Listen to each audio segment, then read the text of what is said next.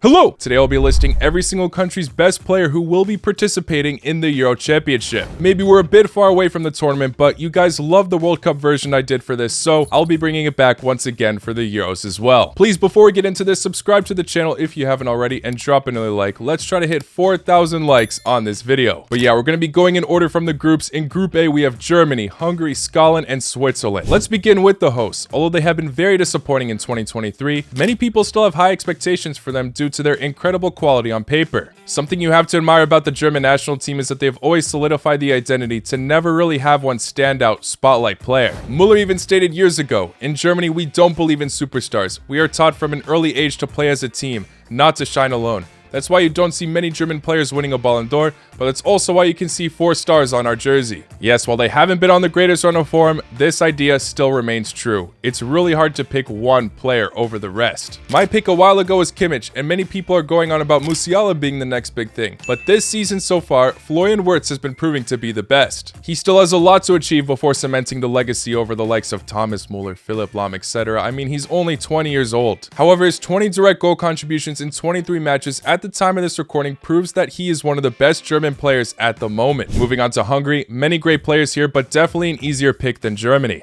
It has to be Dominik Szoboszlai. Liverpool's new signing has had a great start so far, and it does not surprise me one bit as his quality was present beforehand with Leipzig and the Hungarian national team too. He can use both feet well, completes difficult passes, but one of my favorite things about him has to be his eye for goal scoring opportunities, as he scored so many bangers. Now for Scotland, although he has been injured for quite a bit, Robertson remains the best. Yes, it has to be another Liverpool player, but shout out to John McGinn, who's clearly been in great form for Aston Villa since he's always caught doing this celebration. However, Robertson still remains one of the most important figures for the national team, captaining his side through a lot. In 2023, Scotland were literally winning every single match until he got injured. He's one of the best fullbacks in recent times. His work rate is off the charts. You can find him all over the pitch, and he's brilliant at defending. Racking up over 100 goal contributions in his career as a defender deserves a lot of praise. Now for Switzerland, I think it used to be the likes of Shaqiri, but I'm gonna have to give it to Xhaka now. He's such a leader figure and had such a transformation at Arsenal. He's being utilized brilliantly at Bayer Leverkusen now under Xabi Alonso. Could choose a Kanji, but the Swiss national team in particular has been leaking quite a bit of goals. To me, Xhaka is the right pick. His qualities are exceptional, and the Switzerland national team needs to appreciate him while he's still in his prime. Moving on to Group B, starting with Spain. Right now, it has to be Rodri. At the time of this recording, he is the best center defensive mid in the world. He can do it all, be a goal threat like we've seen in Istanbul last season, to winning tackles,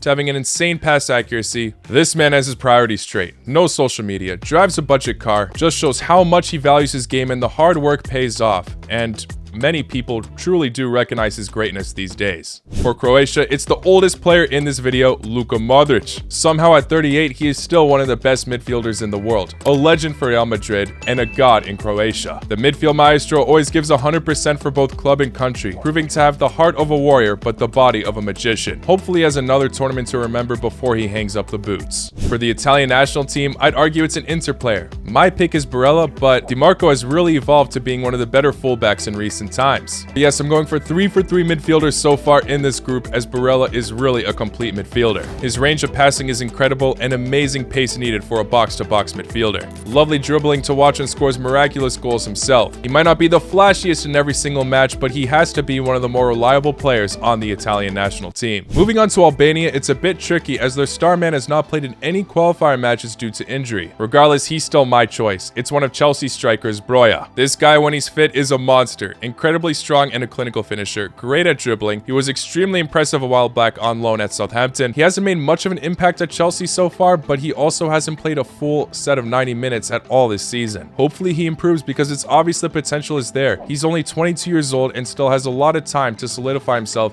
as an incredible striker. Moving on to Group C, starting off with England, I think there are 2 clear choices. It's got to be either Harry Kane or Jude Bellingham. Kane is racking up an insane amount of goals in Germany, 27 direct goal contributions at the time time of this recording in just 15 matches is simply ridiculous. However, Jude Bellingham has also been one of the best signings over the summer. The amount of times he was the difference maker for Real Madrid is something else. 17 goals for Los Blancos as a midfielder is crazy. I know he is just 20 years old and doesn't have as much experience under his belt like Kane, but he still will be my pick as England's best player. He really seems like the best talent they have had in a while. I mean, he shares the same market value at the top with Haaland and Mbappe. Denmark used to be quite obvious with Christian Eriksen, and although he's still a class player, he has slowed down a tad bit at United, but at the same time, who hasn't at that club? That being said, I do think Christensen is in the race to be one of the bigger talking points for this nation. Since his arrival at Barcelona, the defense without a doubt has improved massively. More of a silent warrior that doesn't get the absolute full recognition, but the combination of him,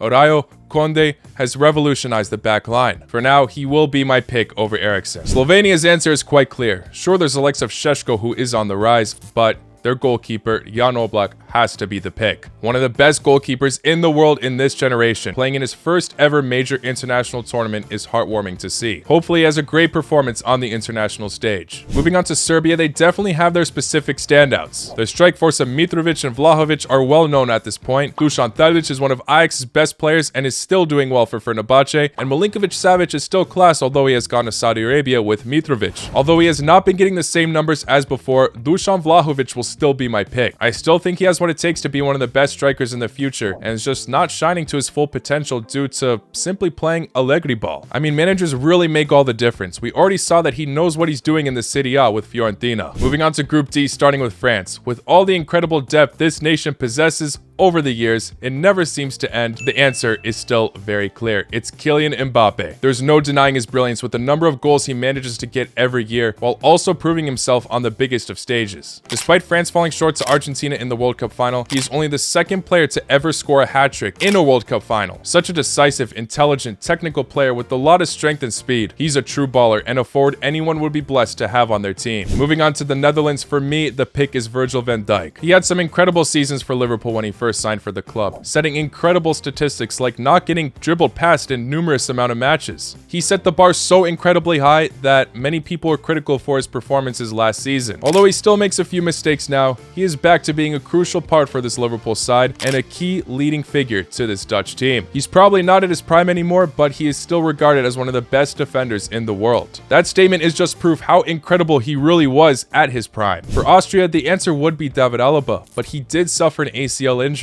and will most likely be missing the Euros. It's so unfortunate, but Austrian football is on the rise and a lot of talent is emerging. Despite being in a difficult Euro group, the country seems to be hopeful for the future of the national team. What seemed to be Sabitzer as a good alternate pick, I'd say now would be Bayern Munich midfielder Leimer. It's a tough call though. Even Schlager has been amazing for Leipzig as well. Overall, there's no denying that Austria has a very underrated, solid midfield unit. Let's move on to the playoff teams now that could be in this group. I don't want to leave any out just in case you're watching this video in April. Let's start off with Poland since it's the easiest choice of them all. It's got to be their striker, Robert Lewandowski. He's getting older and is not at his prime anymore for sure, but all eyes on him remain for the national team and has been their star man for a very, very long time. Moving on to Estonia, I'll be honest, I'm completely stuck on this country. No standout players for me, as most of them play in the Estonian league, which I never watch. And as a national team, they haven't gotten a single win in their qualifier campaign. Definitely do not take my word on this one, but I'll choose Rauno Sapinen, as he's their only goal scorer in the Euro qualifiers, and we certainly cannot choose a defender after all the goals they conceded. Wales was so easy to call back in the day with Gareth Bale at the helm, but now my pick would either be Brennan Johnson or Ben Davies. Brennan Johnson without a doubt is the hottest prospect for the Welsh national team at the moment. Although Ben Davies has obviously had more experience and shows a lot of leadership for the team, he's their current captain, my pick will still be Brennan Johnson. He's adaptable in the attack, set out many times to make perfect runs,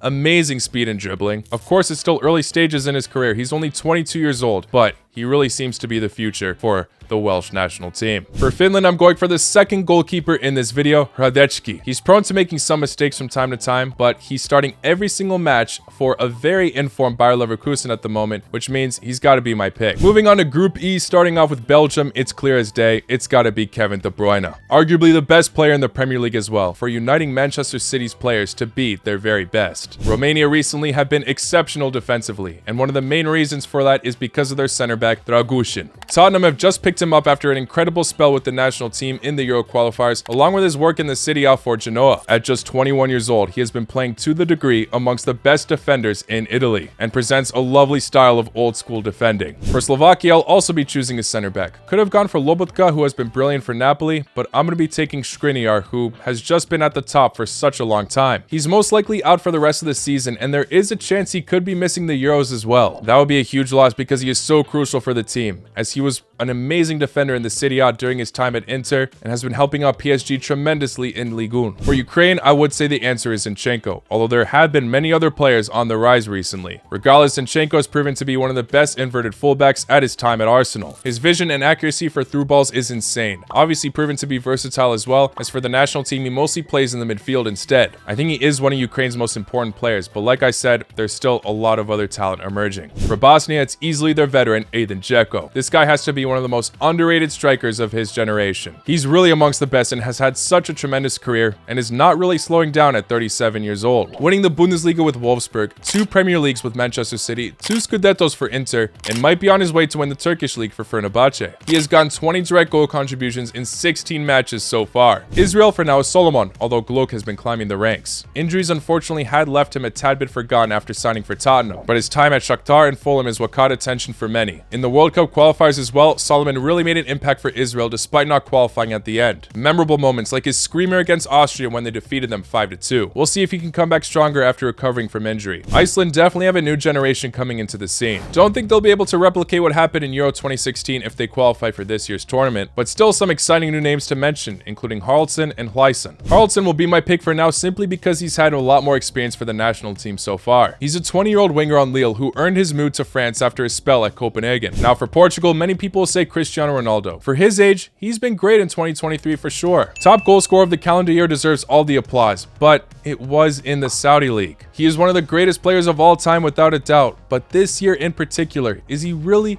the most important player on this Portugal squad? Ruben Dias, Bernardo Silva, Rafael Leao have all been incredible as well, playing in top European leagues. My pick for the best player right now from Portugal is Bernardo Silva. His dribbling is one of a kind, incredible decision making. Look, for sure all-time Ronaldo, even with him being one of the highest goal scorers in the Euro qualifiers. However, right now Bernardo Silva is continuing to prove it at the highest stage, so he'll be my pick. Turkey is for sure Çalhanoğlu. A crucial part to the Inter squad, he only knows how to make his goals look like art. They are all bangers, and Inter have really seemed to find the golden role for him. Crazy how AC Milan let a player like this go to their rival club. For Czech Republic, Patrik Schick's performances in the last tournament were unforgettable. However, recently, injuries have not allowed him to reach those incredible numbers. He's still a great striker and without a doubt can be a standout player for the country, but my safe pick for now has to be Souček. He emerged into the scene as one of West Ham's most exciting players, lost his form last season, but definitely picked himself back up on track this year. He's had so many clutch moments for the club and is now the captain of the national team. Many West Ham fans were concerned that he would continue to struggle once Declan Rice left the club, but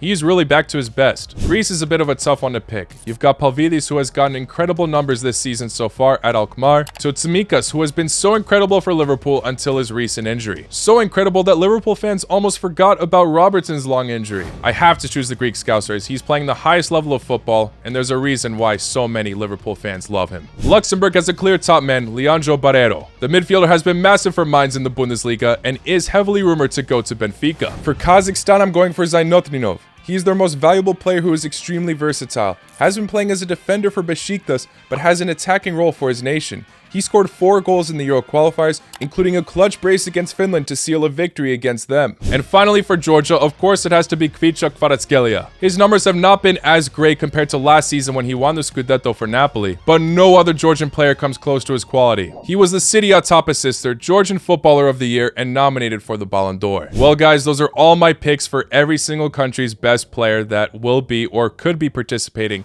in Euro 2024. Of course, if you have any disagreements with me, let me know in the comments below. Not every country was as clear-cut, definitely some debatable picks, but here's my list, and maybe we could see another talent emerge over the next few months, and they'll become the best clear player. But yeah, thank you all for making it to the end. Please, if you haven't already, hit that like button, subscribe if you're new, and I will see you all very, very soon. Take care. Laku noć.